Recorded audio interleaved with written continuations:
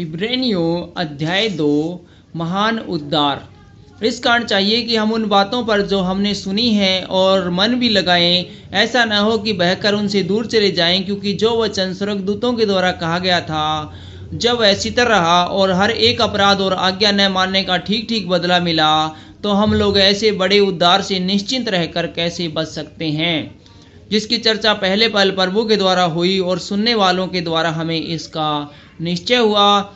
और साथ ही परमेश्वर भी अपनी इच्छा के अनुसार चिन्हों और अद्भुत कामों और नाना प्रकार के सामर्थ्य के कामों और पवित्र आत्मा के वरदानों के बांटनों के द्वारा उसकी गवाही देता रहा।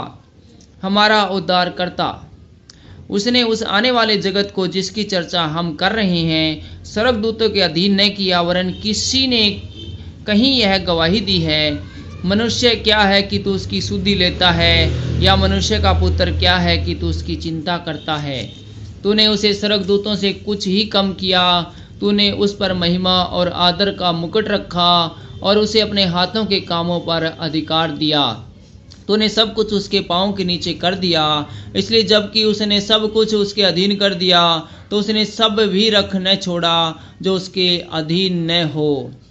तो उसने कुछ भी न रख छोड़ा जो उसके अधीन न हो। पर हम अब तक सब कुछ उसके अधीन नहीं देखते, पर हम यीशु को, जो स्वर्गदूतों से कुछ ही कम किया गया था, मृत्यु का दुख उठाने के कारण महिमा और आदर का मुकुट पहने हुए देखते हैं, ताकि परमेश्वर के अनुग्रह से वह हर एक मनुष्य के लिए मृत्यु का स्वाद चखें। क्योंकि जिसके लिए सब कुछ है और जिसके द्वारा सब कुछ है, उसे यही अच्छा लगा कि जब वह बहुत से पुत्रों को महिमा में पहुंचाए, तो उनके उद्धार के कर्ता को दुख उठाने के द्वारा सिद्ध करे।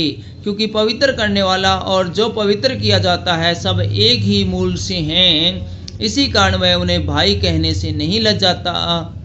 वह कहता है, मैं तेरा नाम अपने भाइयों को सुनाऊंगा, सभा के बीच में मैं तेरा भजन गाऊंगा। और फिर यह, मैं उस पर भरोसा रखूंगा।